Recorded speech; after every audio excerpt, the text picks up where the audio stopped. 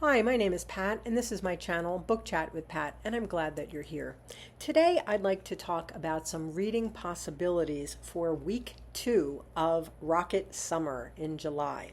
This is a new event created by Michael K. Vaughan, and it's co-hosted by a bunch of people, including Grammaticus Books, Gareth at Books, Songs, and Other Magic, Gavin at Genre Books 23, Greg at Another Bibliophile Reads, Jim at Mystery and Mayhem, Mark at Book Time with Elvis, Randy at The Literate Texan, Brandy at The Book Eclectic, Sean at Sean D. Standfast, Steve Donahue, and me. In this special event, we are reading classic science fiction for the month of July. In this first week of July, we've been reading the earliest science fiction works from the 1800s through the 1930s. Now, as we approach the second week of July, we're getting ready to read classic science fiction written in the 1940s. I'm going to talk about a few possibilities for this next week. The first book on my reading list is from the great Robert A. Heinlein's juvenile set.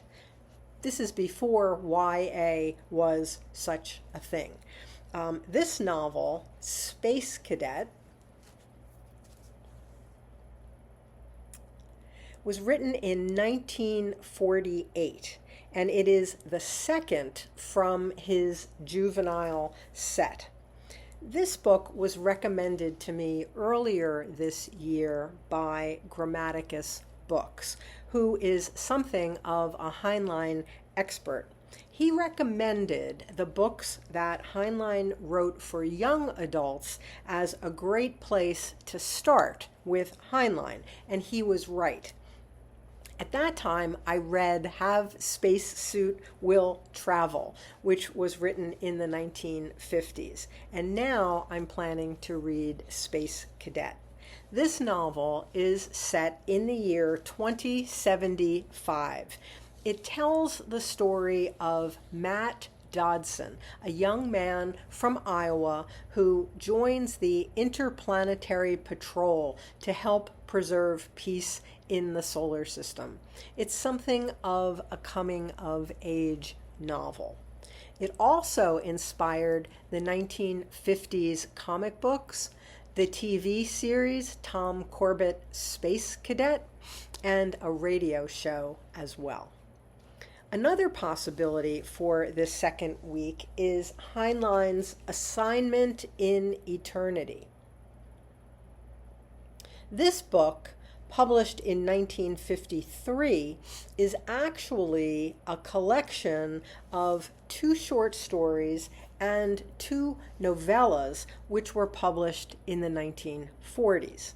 Each one of these stories speculates on what it is that makes one human. And the content of each one was also revisited later on in later novels. Included in this book is Gulf, which was first published in Astounding Science Fiction in 1949.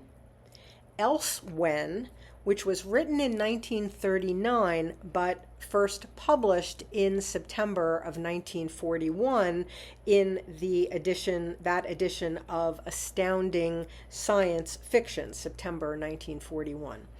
And it was published then under the name Elsewhere, and by the writer's Heinlein's pseudonym then was Caleb Saunders. This book also contains Lost Legacy, written in 1939 and published in 1941 as Lost Legion under the pen name Lyle Monroe.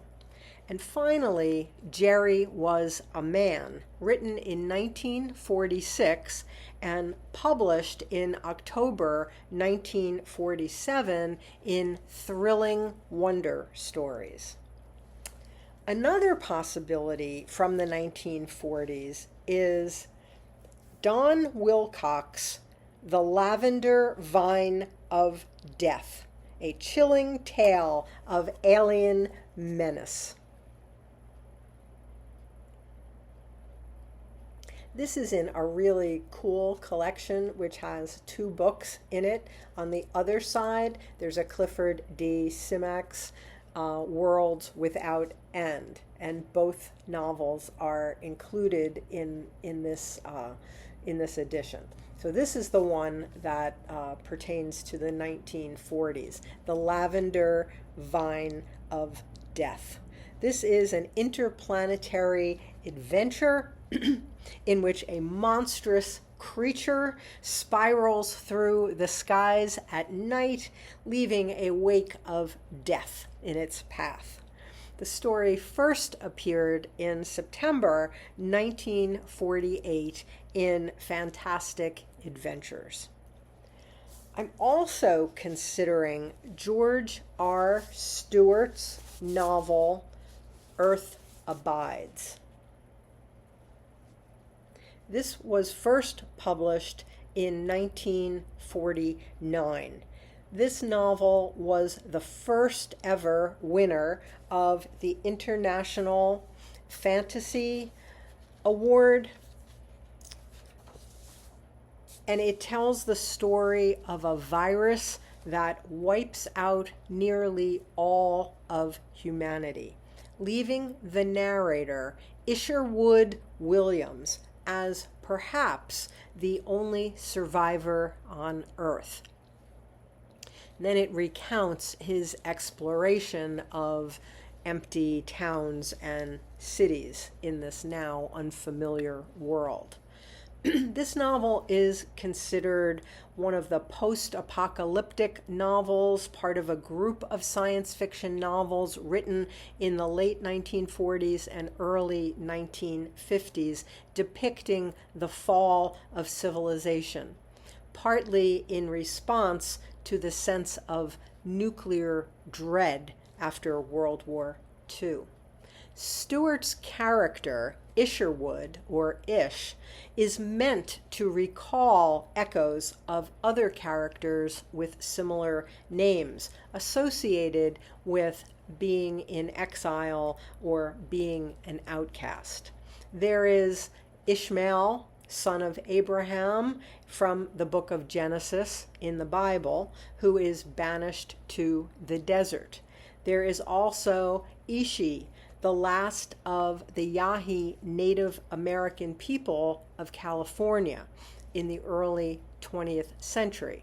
This, an actual, person who lived at that time. There is also Ishmael from Melville's Moby Dick, the single survivor who escapes to tell of the murderous worlds of men. I also have John W. Campbell's The Incredible Planet. Trying to get rid of the glare here.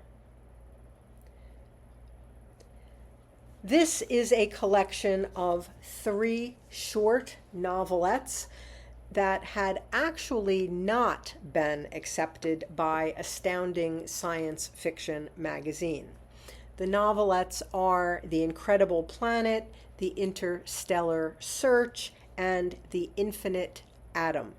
All of these stories are considered sequels to Campbell's 1934 novel, The Mightiest Machine, about the hero Arne Monroe.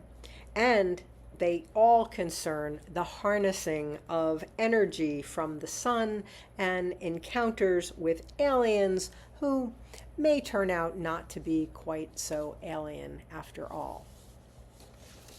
I also have some terrific anthologies that have stories in them.